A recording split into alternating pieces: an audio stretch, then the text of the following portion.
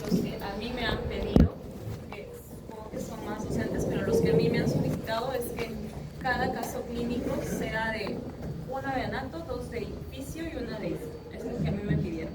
Que todas sean para escribir, que no sea para marcar. ¿Okay? Una de anato, una de histo y dos de edificio. Así me pidieron, más o menos que sea así la distribución. ¿Cada caso clínico? Cada caso. O sea, para escribir, teoría. No me estoy refiriendo a para Proyectado. Los proyectados son 12, porque si son 28 para 40 menos 28. Entonces, eso viene de la semana 1 hasta la semana 7, es decir, entra la clase de ahorita, que son tálamo e hipotálamo, que son núcleos. Se han puesto casos clínicos. Me preguntaron ayer si solamente van a venir los casos clínicos de las semanas de casos clínicos propiamente dicho, y la respuesta fue no. Porque, claro, supongamos, si nos recordamos la parte de tronco encefálico, solamente se vio, me parece, Weber y Wallenberg, creo. Pero hemos conversado en clases, para los que han asistido, más de esos, ¿no? Hemos visto también síndromes combinados por los esquemas, y también el repaso que tuvimos hace 2 semanas, creo. Y probablemente lo vamos a tocar nuevamente este sábado. Y también lo hemos visto no solamente estos síndromes, sino también se han tocado, y en anatomía también hay esquemas de otros síndromes. Entonces les recomiendo que por favor le tomen en consideración todo ello. En médula hay un diagrama súper bonito que también lo puse en el repaso del 2 de mayo, que me parece fue la fecha que se hizo. Entonces, tomen en consideración esos diagramas, porque hay cordón anterior, cordón posterior, hay sección transversal completa, degeneración con aguda y demás. Entonces, tomen en consideración todos esos síndromes y demás. Bueno, eso, son síndromes en general que se pueden preguntar. Ahora los de los núcleos, las hernias, todas las hernias son factibles de preguntar. Las que hemos visto en clase son 4 hernias. Y creo que en los casos clínicos solamente se vieron 2 hernias, me parece, la subfalcina y la amigdaliana, creo. Entonces, bueno, cualquiera de esas también pueden ser factibles de preguntar. Eso, chicos. Ahora, la clase de hoy día es mucho de memoria. No lo tengo yo. Porque Esa sección no estaba en link. No nos llegó el español. No, los pequeños. Miren, yo lo que hice, al menos con los delegados que me escribieron, yo les pasé a sus delegados. A los delegados de los grupos yo he pasado, a los que yo tengo, los hermanos, ¿verdad? A los delegados que yo tenía apuntados, yo les pasé a todos mis delegados, pero solamente a ellos. A los demás sé que el encargado les pasó. ¿Qué podemos consultar sobre la grabación, doctora? Doctor Isaías, si es que lo tiene, yo no tengo. Yo no lo tengo. Lo he buscado. Como yo no creé el aula, entonces yo no tengo la grabación. No lo tengo. Y creo que no se están grabando. Sé que ese día, la de que hicimos el 2 de mayo, sí se grabó.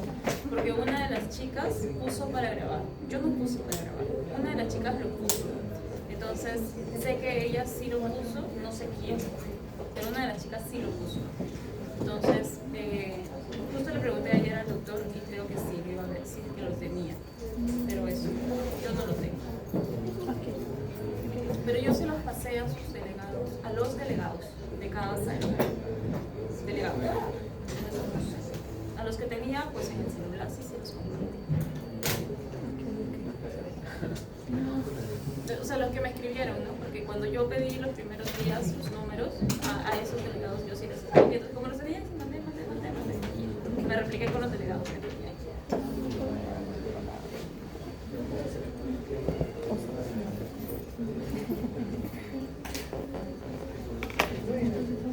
Bueno, pero este sábado sí hay. Va a ser de 6 a 7 y media. No voy a hacer fisio porque he visto que en su plataforma dice que el doctor Bruczynski creo que está haciendo fisiología. No sé qué fechas, creo que los jueves o algo así sale. En cambio, a mí me han dicho que haga casos clínicos, entonces yo no voy a hacer fisiología. Pero es imposible, creo yo, porque casos clínicos y fisiología están muy de la mano, entonces, pues bueno, en fin. Pero bueno, supongo supongo que trataré de tomar lo mínimo necesario para poder hablar de los casos clínicos, pero esta semana voy a centrar más en casos clínicos. No voy a repetir los conceptos que ya hablé en el anterior, porque si no me voy a tomar mucho tiempo, pero lo voy a centrar más en casos clínicos. De 6 a 7 y media. 7 y cuarto será. ¿Qué semanas va a abarcar en el repaso, doctor? Todas. Desde el inicio. Sí, porque mi intención en la semana 2 fue repasar teoría. Entonces yo hice teoría de la semana 1, 2, 3, 4 y 5. Hice el repaso de la teoría. Entonces mi intención era en esta hacer solo casos clínicos, sin saber que iba a pasar esto, de fisio y casos clínicos. Por eso es que ahora me toca casos clínicos.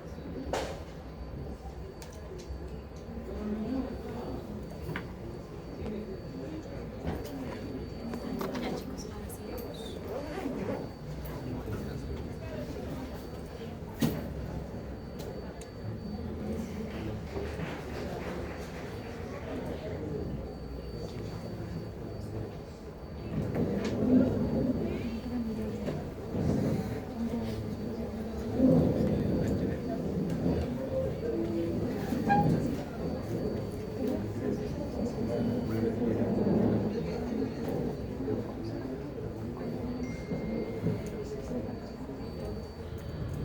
Bien chicos, todo lo que nos toca en esta semana es tálamo e hipotálamo. Es un poquito de memoria, creo yo, pero en parte repasa un poco los conceptos de la semana pasada.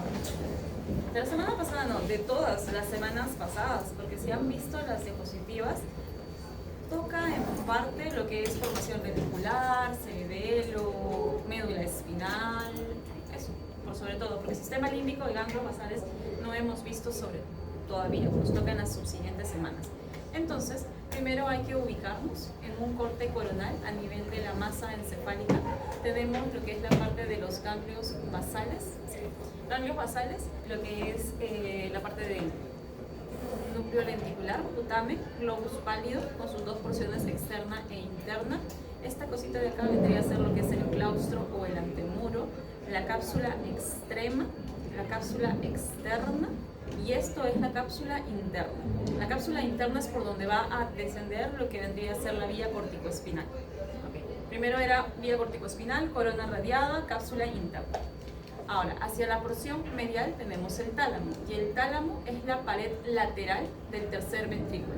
Hacia la porción superior tendríamos lo que son las astas frontales de los ventrículos laterales. Y acá tenemos lo que es la cabeza del núcleo caudado, pero nuevamente, núcleo caudado y lo que es el núcleo lenticular lo vamos a ver más a fondo cuando veamos ganglios basales, no es tema de hoy día. Entonces, todos estos núcleos de acá y sus vías asociadas los vamos a desglosar en todas las subsiguientes diapositivas, en absoluto. Empecemos. Bien, tálamo, hacia la parte central, tiene lo que es la lámina medular interna, que tiene la forma como de una Y. Hacia la parte interna es el grupo medial y hacia la parte externa es el grupo lateral. Esta parte de acá tenemos un núcleo anterior que está relacionado con la memoria. Tenemos un núcleo o un grupo medial, y dentro del grupo medial tenemos al núcleo dorsomedial. Cuando ustedes vean grupo dorsomedial, siempre lo van a relacionar con la parte emotiva, conductual, cognitiva y asociación con lo que es la parte del córtex prefrontal. Grupo lateral. Y en grupo lateral tenemos hilera dorsal e hilera ventral. En la hilera dorsal tenemos a la laterodorsal, a la posterolateral y al núcleo pulvinar del tálamo. Estos tres están relacionados con asociación, específicamente y por sobre todo el pulvinar del tálamo. Pulvinar del tálamo es el núcleo de asociación por excelencia. Ahora vamos para la hilera ventral. En la hilera ventral tenemos a la parte motora. ¿Quién es la parte motora? El ventral anterior y el ventrolateral. El ventral anterior es el núcleo de relevo de los ganglios basales. Está relacionado con la planificación del movimiento. Y el ventral lateral es el núcleo de relevo del cerebelo. Está relacionado con la ejecución del movimiento. Vamos con la parte sensitiva. El ventral posterior o ventropóstero, tenemos al ventroposterolateral y al ventropóstero-medial. El ventropóstero-lateral es la sensibilidad del cuerpo y el ventropóstero-medial es la sensibilidad de la cara. El núcleo geniculado lateral es la vía de relevo de la vista y el núcleo geniculado medial es la vía de relevo de la audición. Vamos al grupo intralaminar. En el grupo intralaminar tenemos al centromediano y al parafascicular. Y estos dos están relacionados con el estado de alerta, atención, vigilia y concentración. Y por último tenemos al reticular, con su núcleo reticular talámico. Y esto está asociado con la vía moduladora o de filtro. Vamos a explicarlo más adelante. Tálamo, pared lateral del tercer ventrículo. De todo lo anterior que he dicho, ¿qué podemos deducir? De que todo pasa por tálamo. Motor, sensitivo, emociones, cognición, toma de decisiones, juicio, raciocinio, excepto el olfato. Todo pasa por tálamo, excepto el olfato. De acá hasta el final de su ciencia. Entonces, toda la información va a llegar al tálamo. Pero supongamos que, y este es el ejemplo que se los hacía también a los otros grupos, supongamos que hacemos un ejercicio ahorita. Yo en este momento me escucho a mí misma y al mismo tiempo escucho que por atrás creo que han estornudado un poquito y después escucho que se están dando como aire o escucho que han movido sus lapiceros o tal vez prenden la tablet y demás. Entonces, es porque yo estoy tratando de concentrarme en cada una de esas cositas. Solamente estoy hablando de audición. Y todo eso está llegando hacia mí en este momento. ¿Qué pasaría si yo realmente le tomo importancia a lo que necesito en este momento? Que es concentrarme en ustedes por la clase que les estoy dictando y obviamente en mi propia voz. Y tal vez en alguna pregunta que ustedes puedan realizar, ¿no? Alguien levanta la mano y me dice, no sé, doctora, tengo duda en esto o en aquello y qué sé yo. O estoy molesto por esto, qué sé yo. Okay. Entonces, todo lo demás va a seguir ocurriendo. Seguirán comiendo, seguirán moviéndose, seguirán escribiendo y ese sonido seguirá pasando. Y no es que yo no los escuche, los voy a seguir escuchando, solo que yo ya no los voy a percibir, por decirlo así, porque mi tálamo lo habrá inhibido, porque ya no es relevante en ese momento para mí. Hay otras cosas más importantes. Eso hace mi núcleo reticular talámico. Lo filtra, lo modula, pone en primer lugar clase, en segundo lugar pregunta de X alumno, en enésimo lugar la mosca que está pasando. Eso ya no me sirve ahorita, por ende ya no lo voy a escuchar y se acabó.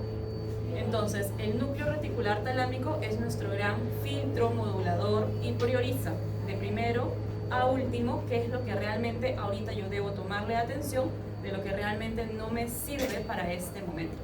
Toda esta información llega a corteza y después ya, bueno, pasará a todo, cualquier tipo de vía eferente. Eso hace el núcleo reticular talámico. Ahora sí, desglosemos a todos los temas. Ventral posterolateral. La más sencillita que ya la deberíamos manejar así ya fácil. La espinotalámica, que es la del tacto grueso, protopático, la termoalgésica y demás. Esta era la vía ascendente que nosotros decíamos cruza en médula espinal y para llegar a corteza tiene que pasar por el tálamo, donde del tálamo tenía que hacer su centro de relevo. ¿En qué núcleo? Ventro-posterolateral del tálamo. Ok, ese es el núcleo que repetíamos. Núcleo ventro-posterolateral del tálamo. Ese era su nombre específico con apellido. Ventro-posterolateral del tálamo. Y de acá se iba a corteza somatosensorial. ¿Se acabó? No era la única, porque el cordón posterior ascendía ipsilateralmente, cruzaba en bulbo raquídeo, ascendía como lemnisco medial, llegaba a tálamo, núcleo ventro-posterolateral, y de allí se iba a corteza somatosensorial. Sigue siendo sensibilidad, solamente que uno es espinotalámico y otro es cordón posterior, pero ambos llegan a ventro-posterolateral. Pero al final de cuentas son sensibilidad ¿de quién? Del cuerpo. No estoy hablando de cara. ¿Por qué? Porque cara era trigémino y el trigémino tiene un as, que es el as lemnisco trigeminal. Y ese as lemnisco trigeminal hace relevo en un núcleo diferente, que es el ventropóstero medial, y ese hace sinapsis en el ventropóstero medial del tálamo y de allí a corteza somatosensorial. A propósito de eso, ha salido un artículo hoy día de que han buscado, ¿se acuerdan de la neuralgia del trigémino? Ya, que vimos hace 2 semanas, creo. Sí, ya ha salido un artículo hoy día de lesión del lemnisco trigeminal por compromiso de neuralgia, por compromiso de herpes zóster secundario a neuralgia del trigémino. Una cohorte de pacientes. Y solamente han buscado en resonancia magnética funcional todos los lemniscos trigeminales entre protuberancia, bulbo. Y eso han visto en toda una cohorte de pacientes. Y solamente con estas lesiones, todo ese núcleo que ustedes lo han visto bonito en sus cortes de histología, bueno, eso se han puesto a estudiar en todos estos pacientitos y por qué tenían ese gran dolor que no pasaba y no cedía con cualquier tipo de fármaco que ponían. Ya bueno, cerramos pacientes, porque eso lo vi el día tempranito. Ya, listo. ¿Y serio? Sí, lo vi el día tempranito. Núcleo geniculado medial, ya. Me voy con el lateral porque eso en parte lo habremos visto cuando práctica 5, creo que de fisio me parece. Ok, nervio óptico. El nervio óptico se forma por los axones de las células ganglionares de la retina. Sale el nervio óptico, llega a quiasma óptico. De quiasma óptico se formaba el tracto óptico y en el tracto óptico tenía que llegar a un centro de relevo talámico. Ese centro de relevo talámico era el núcleo geniculado lateral. De allí tomaba la vía de las radiaciones ópticas y vía radiaciones ópticas llegaban a corteza visual primaria. Centro de relevo de la visión, núcleo geniculado lateral. Audición. Nosotros escuchamos algo, ustedes me escuchan, oído externo, va a oído medio, el oído medio amplifica mi voz, pasa a oído interno, en oído interno mi voz, su voz, se convierte onda mecánica en onda nerviosa, se despolariza en los órganos de Corti y de allí pasa a núcleos cocleares. Tenemos 2 núcleos cocleares. No voy a ahondar toda esta parte de oído porque eso es amplio y eso nos toca en semana 13 para no confundirlos. La cuestión es que después de muchas cosas llega a un núcleo de relevo talámico y ese núcleo de relevo talámico es el núcleo geniculado medial. Entonces, visión es núcleo geniculado lateral, audición es núcleo geniculado medial y de allí va a corteza temporal. Temporal es audición. Se acabó sensibilidad, vamos a motor. Okay. En motor es un poquito diferente. En motor tenemos 2 grandes núcleos, ventral anterior y ventral lateral. El ventral anterior se relaciona con los ganglios basales y la planificación del movimiento, y el ventral lateral se relaciona con el cerebelo y la ejecución del movimiento. ¿Cómo así? Ganglio basal lo voy a dejar en stand-by porque es semana 10, si no me equivoco, pero cerebelo sí lo podemos repasar.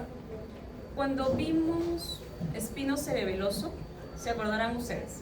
Espino cerebeloso, médula espinal. Espino cerebeloso posterior o espino cerebeloso anterior llegaba a vermis y a paravermis. Y después de vermis y paravermis con su núcleo del fastigio o interpuesto, tenía que salir. ¿Cómo salía? O es que se acoplaba a formación reticular vía retículo espinal, o es que se iba por el costadito para hacerse consciente y tenía que entrar a tálamo, corteza y bajaba como vía corticoespinal. Bueno, ese tálamo tiene un nombre, es ventral lateral. Primera vía. Segunda vía, cerebro cerebelosa. ¿Cómo? El cerebro se comunicaba con puente por vía córtico-continua. El puente entraba a cerebelo por vía pontocerebelosa, por medio del pedúnculo cerebeloso medio. Una vez que estaba en hemisferios cerebelosos, núcleo dentado, el dentado tenía que regresar a corteza. ¿Por qué vía? Pues por el trabalenguas, ¿no? Dentado, rubro, tálamo, cortical. Tálamo. ¿Qué núcleo? Ventral, lateral. Nuevamente, todo pasa por tálamo, excepto el olfato. Ya está. Se acabó. Límbico. Límbicos son emociones. También es un poquito de memoria, pero emociones por sobre todo. Núcleo anterior. ¿Quién es su origen? Los cuerpos mamilares. ¿Por qué as? As, mamilo, talámico. Y el otro es el núcleo dorsolateral. ¿Cuál es su origen? La corteza entorrinal. Ambas van a llegar a la corteza del cíngulo. Ambas se van a relacionar sobre todo con lo que es circuito de Papez. Y al hablar de circuito de Papez estoy hablando sobre todo de memoria a largo plazo y también estoy hablando de memoria episódica. Asociación. Bien. No sirve solamente que yo vea algo. Por ejemplo, cuando yo les dije ahorita visión, les dije que todo esto llegaba hasta corteza visual primaria, ¿no? Y que eso pasaba por mi núcleo geniculado lateral. Que el núcleo geniculado lateral era mi centro de relevo de la visión. Pero al fin de cuentas, esto llegaba a corteza visual primaria, que es occipital, y que eso es área 17 de Brodmann. Si esto llega a área visual primaria, yo solo, entre comillas, pongo solo, estoy viendo. Veo el celular, veo el control, veo la laptop, solo estoy viendo. El solo entre comillas, para no quitarle función al occipital. Pero ¿qué pasaría si yo veo algo, pero no sé para qué sirve? No me va a servir de todo, ¿no? Porque yo puedo ver algo y de pronto le preguntan al señor, ok, ¿lo ve? Sí. ¿Y para qué sirve? ¿Cuál es su función? No lo sé. Puede pasar. No sé cuál es su función, no sé cómo se utiliza, no sé para qué sirve. Descríbalo. No lo sé. Cójalo y se va por otra parte. Ataxia óptica. No por problema de cerebelo. Hay una ataxia óptica que es por problema también de comunicación de occipital con parietal, que es otra vía diferente, la vía del qué y la vía del dónde, que lo veremos en ojo. Entonces, ¿eso por qué se da?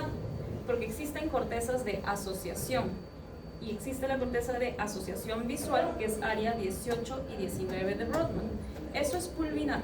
Las cortezas de asociación tienen su centro de relevo en pulvinar del tálamo. Asociación visual, asociación auditiva, asociación sensitiva, asociación motora, todo lo que sea asociación es pulvinar. Dorso medial.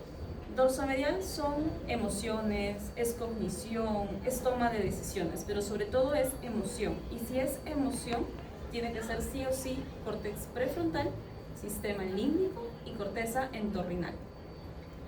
Intralaminar. En el intralaminar tenemos acá a dos grandes núcleos, al centromediano y al parafascicular, CO. Ok, formación reticular, semana 6, creo. Decíamos, es un conjunto de núcleos que está a lo largo de todo el tronco encefálico. Y hablamos del SARA, Sistema Activador Reticular Ascendente. Y dijimos, el SARA se comunica con corteza cerebral vía sistema límbico, vía córtex singular anterior y vía tálamo. ¿Cuál? Centromediano y parafascicular. ¿Y cómo es que activa? Porque ya decíamos, en un paciente en coma se altera el SARA. ¿Cómo es que lo activa? Por impulsos colinérgicos. ¿Por qué? Porque ¿quién produce la acetilcolina? El núcleo basal de Maitland. Impulsos dopaminérgicos. ¿Por qué? Porque ¿quién produce la dopamina? Área tegmental ventral y sustancia negra parascópica. Listo. Y este último que ya lo vimos, que era nuestro modulador regulador, que era el núcleo reticular. Y ya está. Algo adicional. Función de los núcleos talámicos. Ok, ¿cómo es esto de función de los núcleos talámicos? Es diferente cuando estamos despiertos que cuando estamos dormidos. Cuando yo estoy despierta, yo en este momento estoy recibiendo señales visuales, auditivas, táctiles, motoras tanto de ganglios basales como de cerebelo, ¿no? Para poder lograr mi equilibrio de tener una adecuada taxia central y demás. Emocionales, sistema límbico, córtex prefrontal también, definitivamente. Entonces, estoy despolarizando permanentemente y me remonto un poquitito, un cachito, a potenciales postsinápticos con sumación espacial y temporal, que fue primera clase, donde en una misma neurona, en una misma dendrita, podrían al mismo tiempo, en el mismo microsegundo, haber muchas despolarizaciones neuronales, porque puede existir. Porque al estar despierto uno puede despolarizar al mismo tiempo y eso se llama impulso controlador entónico. Pero ¿qué pasa cuando estamos dormidos? Cuando yo estoy dormida, la mosca seguirá pasando. No sé, el carro que está pasando por la avenida principal de mi casa seguirá pasando, pero eso no me va a despertar, porque yo entraré en un estado de hiperpolarización y en ese estado de hiperpolarización abriré mis canales de cloro, pasa el cloro y no permitiré que pase ningún nuevo impulso porque estoy hiperpolarizando mi neurona. Y solamente tendrá que ser un impulso lo suficientemente fuerte para que vuelva a despolarizarme, un terremoto. Eso sí me va a levantar y saldré y me activaré y nuevamente todo mi circuito volverá a nuevo. Entonces, dormida, activo un impulso controlador en tónico. Despierta, perdónenme. Y dormida, un impulso controlador en ráfaga. A modo de repaso, sensibilidad de la cara, ventropóstero medial. Sensibilidad del cuerpo, ventropóstero lateral. Oído, núcleo geniculado medial. Visión, núcleo geniculado lateral. Motor, ventral anterior, ganglio basal. Ventral lateral, cerebelo. Sistemas límbicos y emociones. Núcleo anterior es memoria, con circuito de Papez. Núcleo dorsolateral también pueden ser emociones, pero sobre todo es motivación y atención. Y núcleo dorsomedial siempre va a ser emoción y cognición. Pulvinar es asociación por excelencia. Si en algún momento les preguntan un núcleo de asociación, por excelencia es pulvinar. Puede ser también dorsomedial de manera secundaria, pero por excelencia es pulvinar. Y el pulvinar se puede ver en sus cortes de anatomía. Si es que ya han hecho anatomía, lo van a ver. Dorsomedial puede comunicarse con corteza entorrinal para la memoria episódica, ¿sí? Con corteza prefrontal para la toma de decisiones, con ganglios basales para la motivación, acuérdense de la dopamina, y con diversas estructuras para el sistema límbico. El centromediano y el parafascicular por el SARA, por la activación de la formación reticular ascendente o el SARA simplemente, tanto por impulso colinérgico, ya sea por el núcleo basal de Meissner, o por el impulso dopaminérgico, ya sea por área tegmental ventral, o también por sustancia negra pars compacta. Y el núcleo reticular, que es nuestro gran núcleo modulador, filtrante. Y listo, se acabaron núcleos. Vamos a hipotálamo. Ok. ¿Cómo nosotros reaccionamos frente a algún tipo de estímulo, pero ahora de manera conductual? Eso es hipotálamo. Por ejemplo, a ustedes les roban y de pronto en ese momento activan su sistema de alerta. Lo que vimos en la semana 1, activan su sistema de alerta y hacen midriasis, taquicardia, empiezan a tener una respiración mucho más taquipnea, respiración irregular, obviamente en ese momento van a tener contracción de esfínteres y demás. Eso es una respuesta simpática. Por otro lado, ¿cuál va a ser su conducta? Tal vez tienden a correr si están en una situación de peligro, o tienden a llorar otras personas o demás. Eso es conducta. Están en una situación de estrés porque les han robado o los han querido agredir en ese momento. Entonces van a empezar a liberar cortisol, que es nuestra hormona de estrés. ¿Cómo van a liberar cortisol? Pues su CRH, que es su adrenocorticotrópica, va a estimular a su ACTH, que es a nivel de la hipófisis, para que se estimule a su glándula suprarrenal y esta libere cortisol. Eso es hormona, eso es neuroendocrino. Pero ¿quién ha regulado todo esto que es tanto simpático, tanto hormona, tanto endocrino? Hipotálamo, tan chiquitita como se la ve, pues ha regulado todo lo que es conducta y es función endocrina. Eso es hipotálamo, es ese órgano que así chiquitito regula y comanda todo, conducta y metabolismo. Y eso es lo que ahorita nos toca ver. Entonces, hipotálamo está por debajo del tálamo, tiene un tallito que le va a permitir comunicarse con hipófisis, tanto adeno como neurohipófisis. Hacia la parte posterior van a estar los cuerpos mamilares, hacia la parte anterior va a estar la lámina terminal. Tiene núcleos, pero más que núcleos tiene grupos nucleares, grupo nuclear anterior, grupo posterior y grupo medio tuberoso. Y cada uno de estos sí tenemos que aprenderlo, pero lo vamos a resumir un poquito. Área anterior. El área anterior es nuestro sistema de ventilador, lo digo yo. ¿Cómo ventilador? Bueno, no lo digo yo, me gustó cómo lo pusieron acá. Entonces, por eso lo estoy utilizando. ¿Por qué? Porque el área anterior busca todas las formas que tiene el organismo para disipar calor. Por ejemplo, cuando ustedes cuando a todas las personas nos sube la temperatura porque estamos entrando en fiebre, ¿cómo es que hacemos para bajar esa temperatura? O ayer que estaba haciendo demasiado calor en la tarde, no sé cómo lo habrán sentido ustedes, pero hacía demasiado calor en la tarde. Pues uno, tratábamos de quitarnos las prendas, ¿no? Si estábamos con una chompita o algo, nos retirábamos prendas, quedamos en un polo o algo mucho más ligero. Dos, tratamos de no movernos mucho, porque si nos movemos más, pues sudamos un poco más. Sudoración es un mecanismo de pérdida de calor. Lo otro es disminuimos nuestra tasa metabólica para también disminuir, en este caso, lo que es la parte de la ganancia de calor. Y hacemos vasodilatación, porque la vasodilatación también nos permite enfriarnos, por así decirlo. Eso es área anterior hipotalámica. Es diferente del área posterior. El área posterior hipotalámica es lo que nos va a pasar el domingo, hacía un poquito de frío, me parece. Sábado o domingo, hacía un poquito de frío. Y en ese momento, ¿qué hicimos? Pues en ese momento lo que hicimos es abrigarnos un poquito más, optar por tomar algo más calentito, vasoconstricción, tiritar cuando ya hace mucho frío, aumentar nuestra tasa metabólica, a movernos un poco más. Eso es básicamente las medidas que podemos utilizar, tanto conductuales como metabólicas. Área anterior, cualquier mecanismo para disipar calor. Área posterior, cualquier mecanismo para generar calor. Área anterior, parasimpática. Área posterior o simpática. Área medio tuberosa es el centro del hambre, del apetito o el centro metabólico. Ahora sí, dicho esto, vamos núcleo por núcleo. Área anterior. El área anterior tiene al núcleo hipotalámico anterior. Y este es parasimpático y lo que nos permite es disipar calor, enfriarnos.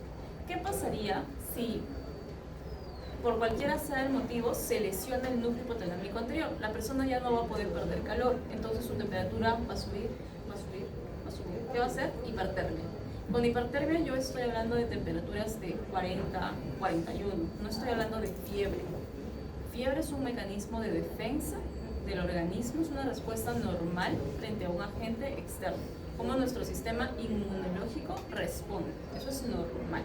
Por pirógenos, endógenos y exógenos. Eso es normal, es un mecanismo que más bien dice, bien, tu sistema inmunológico está trabajando y está respondiendo frente a un agente que no debería estar, correcto. Pero hipertermia es porque tu centro termostático, que debería ser tu hipotálamo, no está funcionando. Y tu hipotálamo anterior no puede disipar calor. Por eso es que la temperatura sube de una manera exacerbada y genera hipertermia. Eso es hipotálamo anterior. Núcleo supraquiasmático. Núcleo supraquiasmático lo que está relacionado es con el ritmo circadiano. En el día, cuando no estamos cabeceando, en el día nosotros debemos estar despiertos. La luz incide sobre la retina. La retina se comunica con el hipotálamo por haz retino-hipotalámico. El hipotálamo le dice a la glándula pineal, no produzcas melatonina, estamos de día, no tienes que dormir. Y listo, el ser humano despierta. En la noche no hay luz, no se activa el haz retino-hipotalámico y la glándula pineal trabaja a sus anchas y produce mucha melatonina y el ser humano se duerme. Y eso es lo normal. Pero ¿qué pasaría si existiera algún tipo de trastorno del sueño? Pues el ser humano entra en insomnio. Núcleo supraóptico y paraventricular. Ambos regulan el equilibrio hídrico. Pero acá hay que tener un poquito de cuidado. Producen ambos antidiurética y oxitocina. Solo que el núcleo paraventricular produce más oxitocina y en segundo lado antidiurética. Y el supraóptico produce más antidiurética y en segundo punto oxitocina. Nada más. Daño, diabetes insípida central, clínica, poliuria y polidipsia. Núcleo preóptico. Regula la función sexual y la secreción de hormonas gonadotróficas como FSH y LH. Y la termorregulación. Alteración, síndrome de Kallmann. Para que sea un síndrome de Kallmann tienen que sumarle acá anosmia o hiposmia, por si acaso. Me salto este y voy acá. Ok, núcleos del hipotálamo posterior. Si el hipotalámico anterior era parasimpático, el hipotalámico posterior será simpático. Si el hipotalámico anterior disipaba, el hipotalámico posterior retiene, conserva color, calefacción.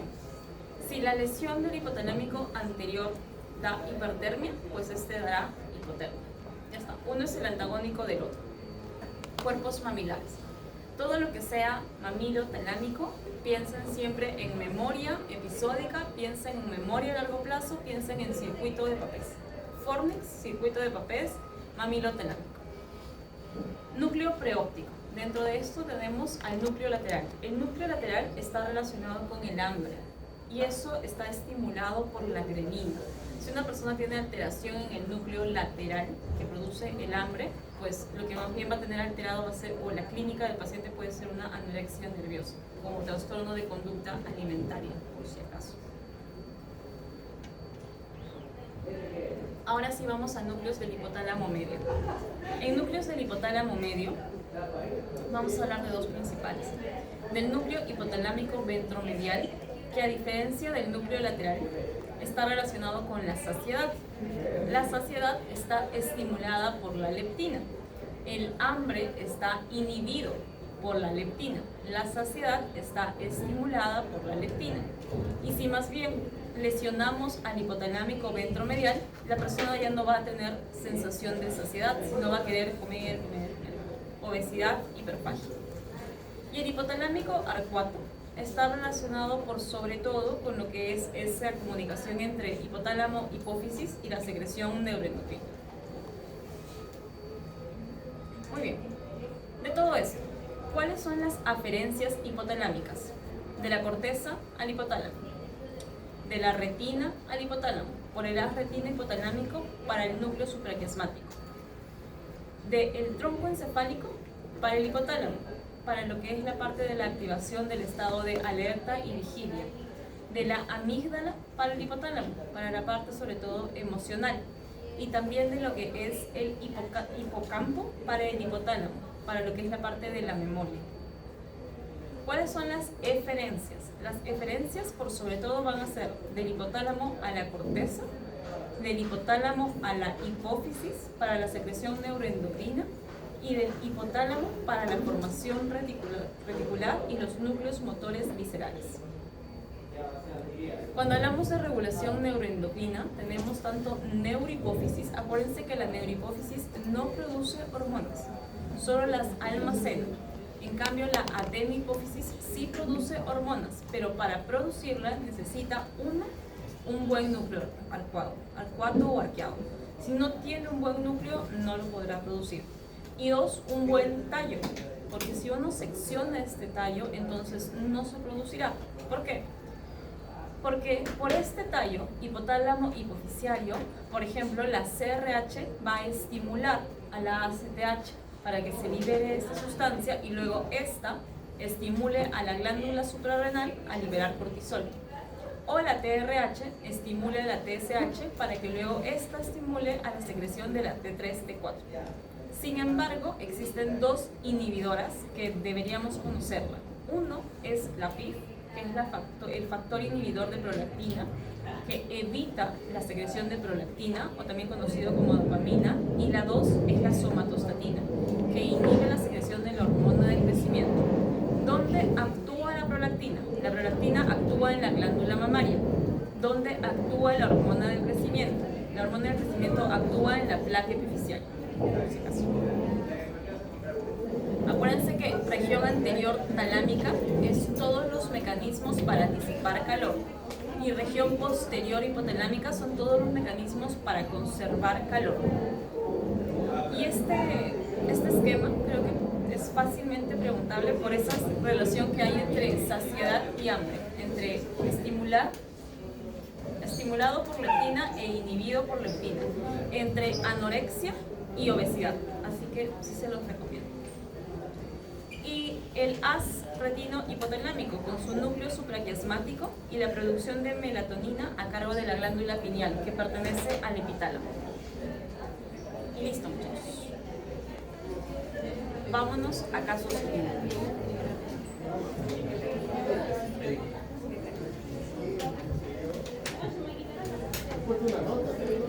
Aguilar Miranda.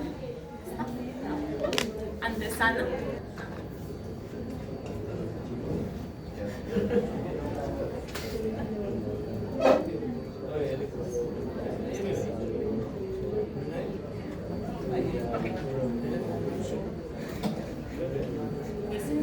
¿Cuál de los siguientes enunciados sobre el tálamo es verdadero?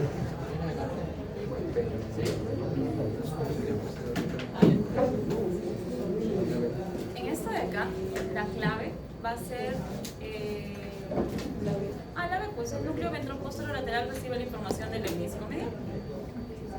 ¿Cuál de los siguientes enunciados sobre el tálamo es correcto? Sí. El núcleo reticular talámico recibe aferencias monoamérgicas del tallo cerebral. ¿La C? La D. La D. Un paciente se presenta en la sala de urgencias. Una paciente se presenta en la sala de urgencias. Comenta que estaba en su casa cuando notó que comenzó a sentir el lado izquierdo del rostro entumecido y en poco tiempo también la parte izquierda del cuerpo. Cuando intentó caminar hacia el teléfono para pedir ayuda, se sintió inestable y casi cayó. La doctora de la sala de urgencias la examina y encuentra que la sensación de alfilerazo y vibración están ausentes en el lado izquierdo, tanto en la cara como en el cuerpo. Asimismo, la sensibilidad en el lado izquierdo de la cara y el cuerpo del paciente están ausentes. Además, la paciente presenta problemas marcados para la coordinación mano. El sitio más probable de la lesión que producirá esta será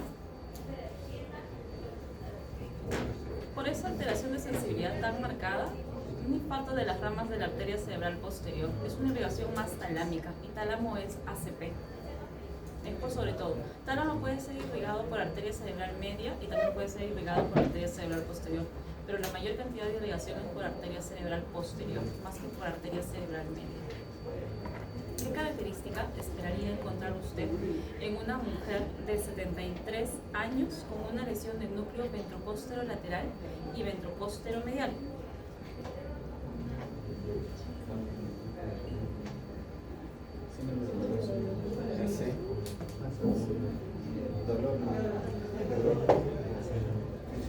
Sobre todo sensibilidad, síndrome doloroso talámico, síndrome de Dejerin-Roussy, conocen algunos, cuando la persona tiene mucho dolor en alguna extremidad, que eso sí lo vemos en el caso clínico, por ejemplo. Sí, este es el último caso clínico que lo vamos a ver en la siguiente clase.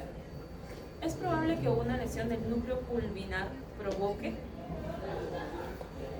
Acuérdense que pulvinar es asociación, son modalidades de asociación, pero en este caso la persona ya no va a poder asociar, entonces va a tener más una atención selectiva que otra cosa. Problemas con atención selectiva, porque ya no puede asociar. Pulvinar es asociación. Perdóname.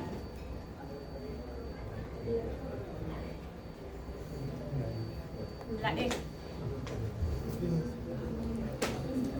Después de una cirugía de tumor hipoficiario, un hombre joven presenta sangrado profuso hacia la región posterior bilateral del hipotálamo.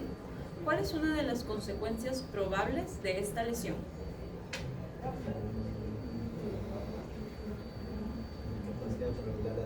Incapacidad para regular la temperatura en un ambiente frío. Correcto. Un hombre de 35 años de edad presenta un traumatismo craneoencefálico.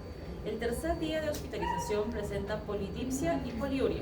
La orina es clara, presenta piel seca y estreñimiento. ¿Hormona? ADH. Correcto. ¿Cuál de los siguientes enunciados es verdadero respecto al fornix? Fornix es memoria. Conexiona hipotálamo con hipocampo.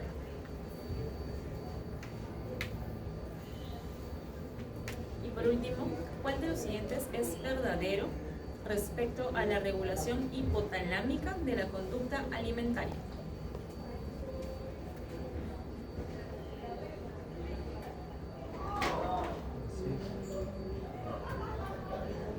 Acuérdense de estos diagramas de acá.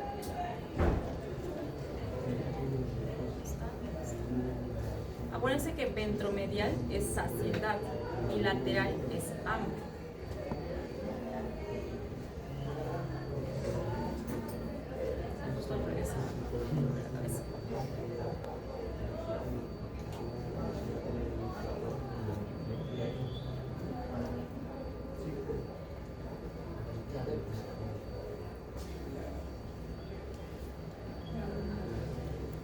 literal es hambre, más que saciedad. La E puede ser. La grelina, por las señales orexigénicas. Hambre, orexigénico. Anorexigénico sería no tener hambre. La E. Ahora sí. Vámonos para acá.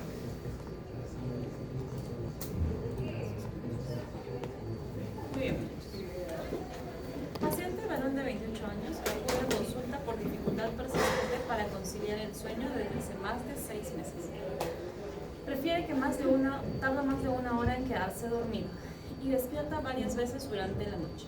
No presenta antecedentes psiquiátricos, pero admite consumo frecuente de cafeína por la tarde. Le deciden iniciar terapia cognitivo-conductual y considera el uso de fármacos que modulen el ciclo de sueño-vigilia. ¿Cuál es el núcleo que está alterado y que permite regular el ciclo circadiano? ¿Cuál? Supraquiasmático, correcto.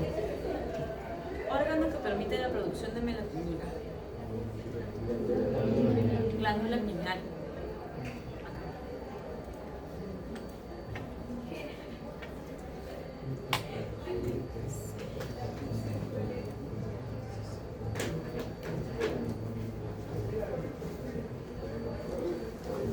Ok. Bueno, esto es de CTO. Me pareció un poquito didáctico. CTO es una academia muy bonita. Cuando nosotros queremos monitorizar lo que es la actividad cortical, vemos al paciente en vigilia y en sueño. Entonces le ponemos electrodos. Han puesto un paciente con electrodos, pero les ponemos así, múltiples electrodos en la cabecita del paciente y lo conectamos a un monitor. Y en estos electrodos nosotros monitorizamos a un paciente en vigilia y en sueño. Cualquier persona, cuando está despierta, pero está en un estado de relajado, de tranquilo, en un segundo contamos cuántas ondas hay. Bueno, nuestros trazados son extensos, ¿no? Y de toda la actividad cortical. Y según donde esté el electrodo, nosotros podemos marcar cada zona de la cabecita. Entonces, lo normal es que una persona tenga más o menos entre 8 a 13 Hz por segundo. ¿Qué quiere decir? 8 cerritos a 13 cerritos en un segundo. Por ejemplo, acá tiene 1, 2, 3, 4, 5, 6, 7, ya 8 y medio, 9 cerritos en un segundo. La persona está despierta. 9 Hz en un segundo es normal, está en el rango. Beta. ¿Qué es una onda beta? Es que en un segundo esté entre 14 hasta 30 Hz. 14 a 30 cerritos en un segundo. Gamma. Que la persona está hiperalerta, está haciendo muchas actividades, muchas funciones. En ese momento le piden que desarrolle alguna actividad en particular, que esté concentrado, que esté desarrollando algún proceso complejo superior. Más de 30 Hz. ¿Qué pasa cuando una persona entra en un estadio de sueño profundo? En un segundo solamente va a ser de 0 a 4 Hz, es decir, 0 a 4 cerritos. Un cerrito, 2 cerritos, 3 cerritos y 4 cerritos, siendo buena, ¿no? Porque hay 1, 2, este está casi aplanado, 3 cerritos. En un segundo, 3 cerritos. Okay. Pero en un sueño profundo es normal, porque cuando estamos dormidos no estamos haciendo mayor actividad cortical, aparentemente. Y entonces puede haber este pequeño aplanamiento en lo que respecta a nuestra actividad de corteza. ¿Qué pasaría si ustedes se encuentran así de aplanado en una persona que está despierta? Sería patológico, porque se supone que si estamos despiertos no podrían tener las ondas tan aplanadas. Es que no estaría habiendo una adecuada conexión entre la parte cortical y subcortical. Por algo, esas redes neuronales no se están comunicando. Entonces hay que echarnos a buscar cuál es la múltiple causa. Pero en una persona en sueño profundo es normal. A propósito del sueño, tenemos no REM y REM. Entonces, fases del sueño. Este está bonito. A veces está mejor.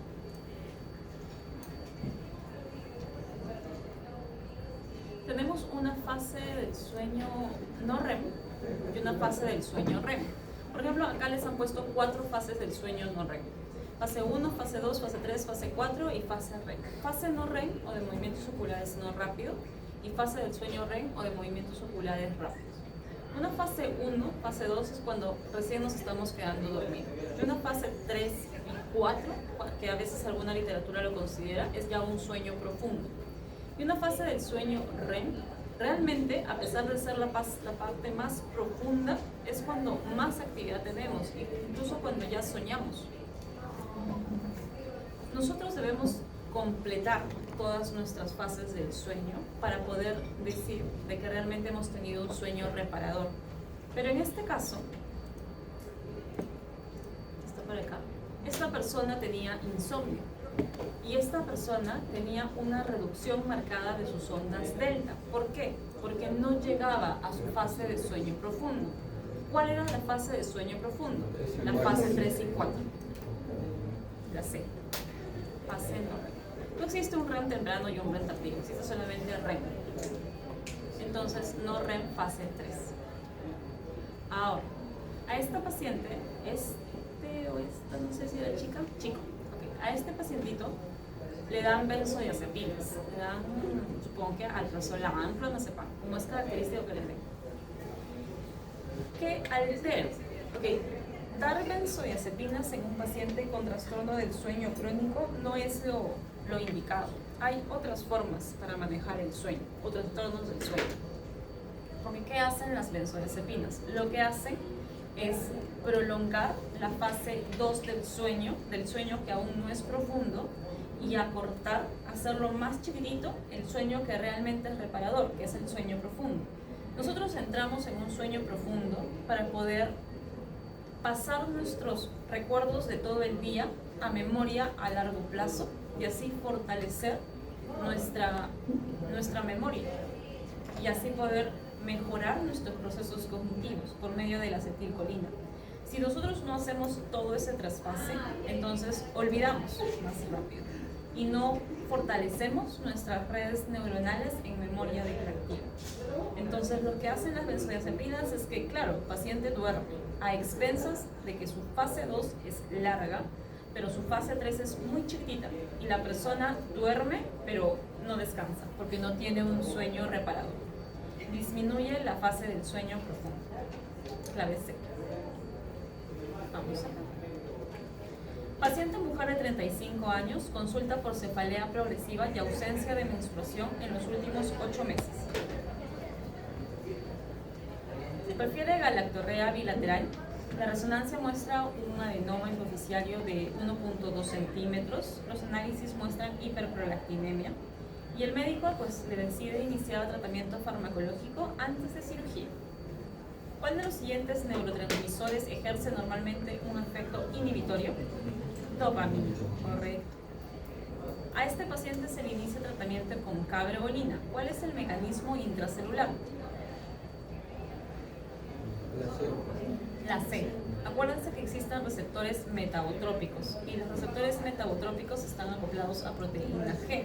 Tenemos una GQ, GS y GI. Y lo que nosotros queremos ahorita es inhibir a la prolactina, GI. Se produce GI, esto disminuye la detilatociclasa, disminuye la AMP cíclico y subsecuentemente disminuye la producción de prolactina por medio de la cabergolina, que es tratamiento farmacológico. En este mismo paciente, la compresión del quiasma óptico, ¿qué genera? Hemianopsia heterónima bitemporal, ¿qué comprime? Fibras nasales. Fibras nasales. ¿Por qué? Porque las fibras nasales decursan. Lo que tiene la paciente es hemianopsia heterónima bitemporal, o sea, no ve esto temporal y no ve esto, no ve los campos temporales. Pero el campo temporal realmente es la retina nasal. El campo temporal es la retina nasal. Y las retinas, las fibras retinianas nasales cruzan. En cambio, las fibras retinianas temporales permanecen ipsilateral. Como el quiasma está acá y el macroadenoma o el microadenoma está así creciendo, en este caso de 1.2, está haciendo presión sobre el quiasma, lo primero que va a presionar son las fibras nasales retinianas. Y las fibras nasales realmente son campos temporales. En ojo, todo es al revés. Lo superior es inferior, lo inferior es superior, lo medial es lateral, lo lateral es medial. Este es un ejemplo, ¿no? Campo temporal es retina nasal. Fibras nasales retinianas.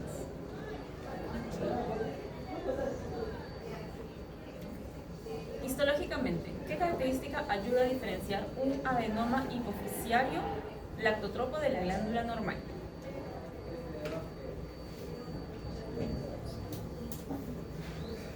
La C. Aumento monomorfo de lactotropos acidófilos. Este es por histología. Acuérdense de que la prolactina tiene inhibición por la dopamina, o también conocido como factor inhibidor de la prolactina. Cualquiera de los dos nombres es normal. Y el otro gran inhibidor es la somatostatina sobre la GH, o la hormona del crecimiento. Todos los demás hacen feedback positivo, solamente estos dos hacen feedback negativo. Paciente de 24 años sufre TEC en un accidente automovilístico. A los pocos días desarrolla poliuria y polidipsia. La orina está diluida, ¿no? Está pobrecito, 8 litros. Tras la administración de desmopresina, mejora. La diuresis y la osmolaridad urinaria pues van a mejorar, definitivamente. ¿Qué núcleo está afectado? Supraóptico, correcto. Le dan desmopresina. ¿Cuál es el mecanismo de acción?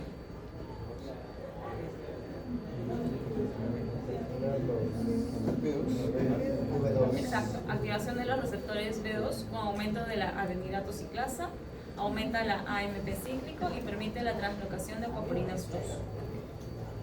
¿Qué otro núcleo participa en la producción de la ADH? Paraventricular, correcto. Por histología, la ADH se almacena en estructuras visibles, cuerpos de Her. Gránulos de Nils, ¿qué era? Rugoso, retículo endoplasmático rugoso, no se vayan a confundir. Y este es el que les decía que se parecía al del tálamo de ACP, del caso anterior. Paciente varón de 58 años presenta episodios recurrentes de pérdida súbita de control motor en el hemicuerpo derecho, asociados de un dolor urente intenso. A este paciente le cogen simplemente el roce del lado derecho del cuerpo, lo pinchan un poquito nada más y claro, le puede doler, pero le genera más dolor de lo normal, alotinia, o simplemente el hecho de que lo puede rozar hasta su propia ropa, disestesias, le genera mucho dolor. Esto es lo que se conoce como síndrome de Guerin-Rose. Es un síndrome talámico secundario a un infarto de arteria cerebral posterior. La persona tiene alteración de la sensibilidad contralateral, porque tálamo cruza, todo lo que es en corteza es contralateral. ¿Qué núcleo se ha visto alterado? Si es sensibilidad del cuerpo, ventroposterolateral. Si es de la cara, ventroposteromedial. ¿Con qué se relaciona el núcleo dorsomedial del tálamo? Emociones, cognición. Geniculado lateral. Visión. Paraventricular del hipotálamo. Oxitocina y antidiurética. Ventral anterior del tálamo. Motor con ganglio basal. Ventral lateral del tálamo. Motor cerebelo. Arcuato del hipotálamo. Secreción neuroendocrina. ¿Okay? Bueno, y subtálamo no, subtálamo es un ganglio basal, que eso lo vamos a ver después. Y listo, muchachos.